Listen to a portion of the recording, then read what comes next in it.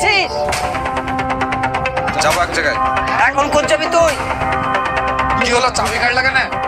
তোর খালা আমাকে বারবার ফোন করছে, বৌমাকে পাঠানো লেগে ওরা খিদিবি রেখেছে, বৌমাকে নিয়ে আইগা। তোমাকে আমি কতবার বলেছি আমি ওকে বউ বলে মানি না? তুমি বাংলা কথা বোঝো না নাকি?